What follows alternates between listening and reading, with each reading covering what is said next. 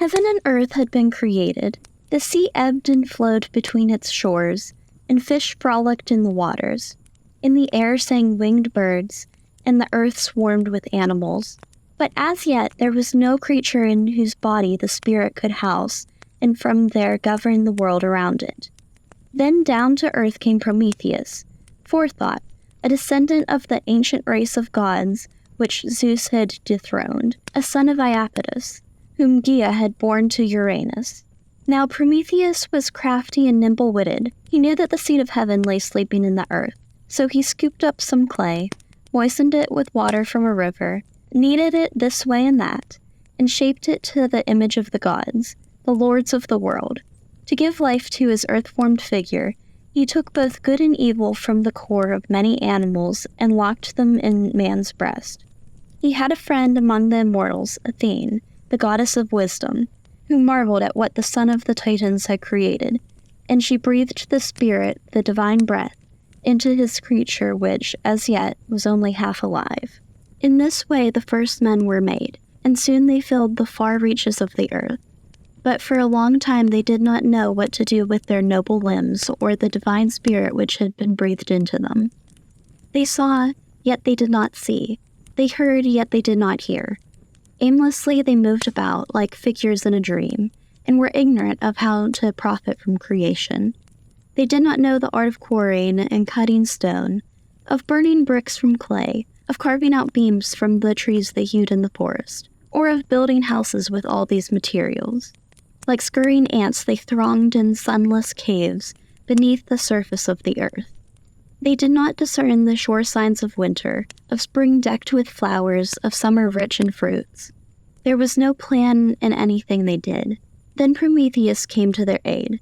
He taught them to watch the rising and setting of the stars, discovered to them the art of counting and of communicating by means of written symbols. He showed them how to yoke animals and make them share in man's labor. He broke horses to the rein and wagon and invented ships and sails for journeying all over the sea. And he concerned himself with all the other affairs of human life also. Formerly, a man who fell ill knew nothing of herbs, of what to eat or not to eat, what to drink or not to drink. Nor did he have salves to ease his pain, for lack of physic men had perished wretchedly. But now Prometheus showed them how to compound mild remedies that would dispel every kind of disease. Then he taught them to foretell the future and interpreted dreams and signs for them, the flight of birds and the omens of offerings. He guided them to explore underground so that they might find ore, iron, silver, and gold. In short, he introduced them to all the arts and comforts of living. Now the gods in heaven, and among them Zeus, who had but lately deposed of his father Cronus and established his own supremacy, began to notice this new creation, man. They were willing enough to protect him, but in return demanded that he pay them homage. In Messene and Greece, mortals and immortals met on a set day to determine the rights and duties of man. At this assembly, Prometheus appeared as man's counsel, to see to it that the gods, in their capacity of protectors, did not impose too burdensome levies upon men. On this occasion, his cunning prompted him to trick the gods. In behalf of his creatures, he slaughtered a mighty bull and bade the immortals take whatever parts of it they pleased. Now when he cut up the animal, he made 2 heaps of pieces. On one side he put the flesh, the entrails, and the fat, covered these over with the hide, and placed the paunch on top. On the other, he put the bare bones cleverly concealed in the suet of the victim, and this heap was bigger. All-knowing Zeus saw through this trickery and said, "Son of Iapetus, illustrious king, my very good friend, how unequally you have divided the portions." At this Prometheus was sure that he had deceived him, smiled to himself, and answered, "Illustrious Zeus, you, who are supreme among the immortal gods, take what your heart bids you to choose." And Zeus was vexed and felt his anger swell within him, but he deliberately took the white suet in both his hands. When he had pried it apart and saw the pickled bones, he pretended only then to have discovered the trick and said dourly, "I know very well, my friend, O son of Iapetus, that you have not yet forgotten the art of deception. To punish Prometheus for his knavery, Zeus denied mortals the last thing they needed to protect their civilization: fire. But the shrewd son of Iapetus improvised a way to provide even this lack.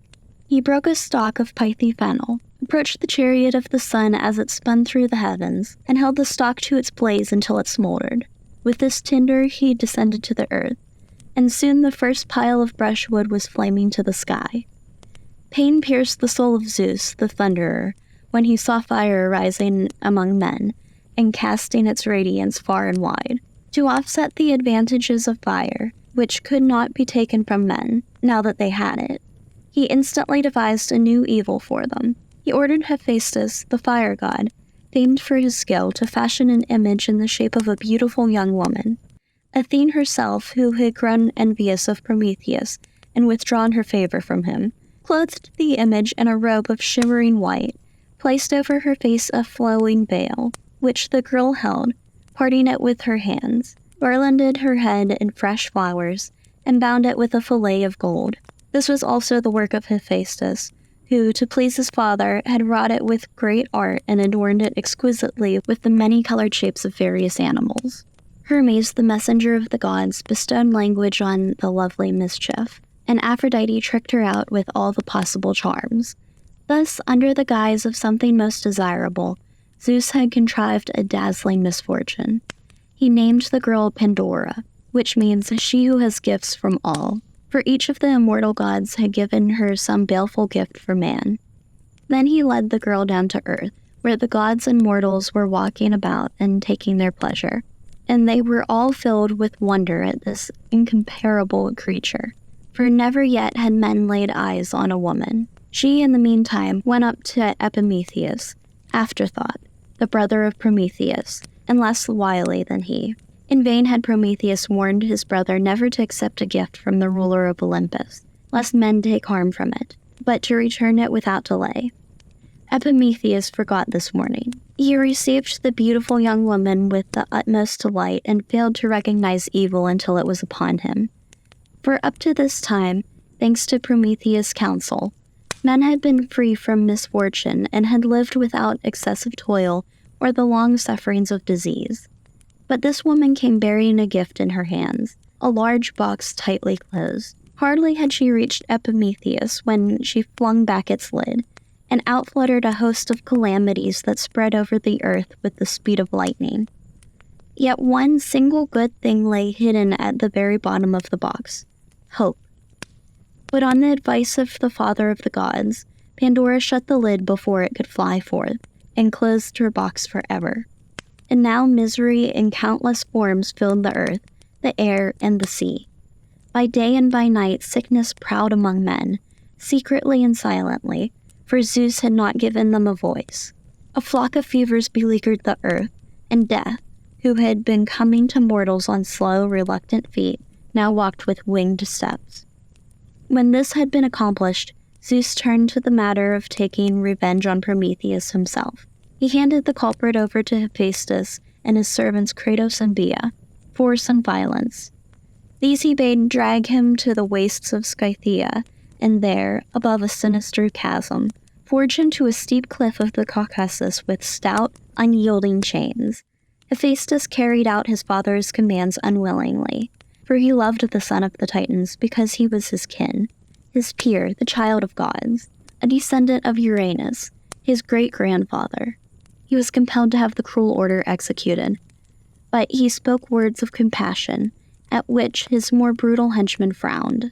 So Prometheus was forced to hang from the cliff, upright and sleepless, and never could bend his tired knees. "He will utter many plaints and sighs, and they will all be in vain," said Hephaestus. "For the purpose of Zeus is unshakable. Heart of heart are those who have but lately wrested power from the others and taken it to themselves. The torments of the captive were intended to endure forever, or for 30,000 years at the very least." He moaned aloud and called on the winds and the rivers, on the zodiac, from which nothing is hidden, and on earth, the mother of all, to witness his agony. But his spirit remained steadfast. "Whoever has learned to accept the unshakable power of necessity," he said, "must suffer what destiny decrees." Nor could the threats of Zeus induce him to explain his dark prophecy that new wedlock would bring ruin and destruction to the king of the gods. Zeus was true to his word. Every day he sent an eagle to feed on his captive's liver, which, however much it was devoured, always grew back again. This torture was to last until one came who, of his own free will, would consent to suffer in Prometheus' stead. This came about earlier than the son of the Titans might have supposed, considering the sentence Zeus had pronounced upon him. When he had been hanging from his cliff for many a bitter year, along came Heracles, bound on his quest for the golden apples of the Hesperides. He saw the descendant of the gods shackled to the Caucasus and was about to ask him for advice on how to prosper in his search, when he was overwhelmed with pity at his fate, for he observed the eagle perched on the knees of the luckless Prometheus. Heracles laid his club and his lion skin on the ground behind him, bent his bow, launched the arrow, and shot the cruel bird from the liver of its anguished host. Then he loosed the chains, delivered Prometheus, and led him away. But to satisfy the conditions stipulated by Zeus, he brought Chiron, the centaur, as a substitute. For even though Chiron had claim to immortality, he offered to die the Titan's stead. And to fulfill the judgment of Zeus, son of Cronus, in every point, Prometheus, who had been sentenced to the cliff for a far longer time, had always to wear an iron ring, set with a chip from the stony wall of the Caucasus, so that Zeus could boast that his enemy was still forged to the mountain.